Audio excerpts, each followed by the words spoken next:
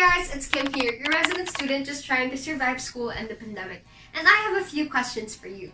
If you're usually kind of a workout person or you just want to stay fit, I want to know if you're still eating healthy alongside working out.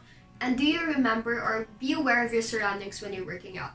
I'm just curious about all these things because joining along with me is my friend Vien, and we'll be reminding you all about what we call the personal safety and health protocols that you should be reminded of when you're trying to stay fit during these times. Okay, without further ado, let's go with it.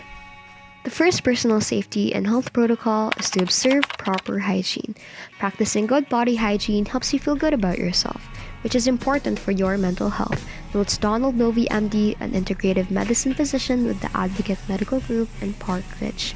Observing proper hygiene also entails taking a bath, washing your hands before and after you eat, sanitizing everything, especially when you are sick, and wearing your masks.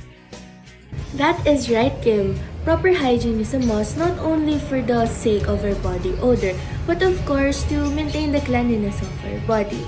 So my next tip for you guys is to not skip breakfast. Every time we wake up in the morning, our blood sugars go down. And to regain those, we have to eat breakfast to regain the nutrients we have lost. And of course, to have the energy to sustain us the whole day. That is why breakfast is the most important meal of the day for a reason, because you must have all your meals checked when you're trying to exercise during these times. And when you do exercise, you must remember to observe proper dress code. There's really only one thing that we should remember when working out. Your clothes must be comfortable and something cool to the skin, so that when you try to exercise, it kind of is okay with heavy exercises and works your sweat off. Okay, like what I'm wearing. Okay, I'm just gonna tell you what I'm wearing. Okay, what I'm wearing is kind of like a cool dry fit shirt with some running shorts and some normal regular rubber shoes, so that they're comfortable when you're exercising. Okay? Yes, Kim, looking good is important, but we always have to consider if we're feeling good and feeling comfortable with what we're wearing. So the next one is to be aware of your training space. Our safety is our personal responsibility. We always have to follow the correct procedures and refrain from taking shortcuts. It is our responsibility to clean if we made a mess, and of course, to organize our own workplace. We also have to ensure a clear and easy route to emergency exits and equipments. We have to be alert and be present all the time. And because of that, I have a confession to make. When we're doing usually our knees class, I would usually hit around a lot of things when I'm doing our knees, so I'm sure you don't want that to happen to you too. Okay, aside from that though, when you're trying to exercise, this is one of the most important things that you should remember. You need to keep hydrated. I'm telling you right now, I'm currently isolated and I need this water bottle with me every time my throat would get dry. I need water for my body to maintain its temperature, to remove the nasties all over your body, and to lubricate your joints as well. I actually have to. I would usually use this when I was at school for PE time. A good 6 to 8 ounces of water would do every day and you'd be just fine.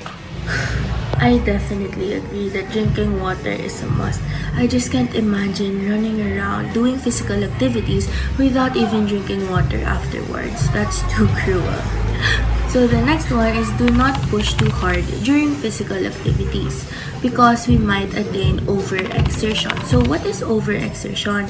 This is when we push ourselves too hard during physical activities. Some signs of this can be dizziness, we might feel lightheadedness, we might feel faint, thirst, or we might even vomit. That's why us humans, we have set boundaries or limits to ourselves for us to not get hurt. But when things really do get out of hand, you need to Identify school and community resources in case of injury or emergency. Now, in the Philippines, most of us are still in an online setting, so we really can't go to our school clinics for medical equipment to cure an injury. But in our community, same with school, it has clinics called barangay health centers.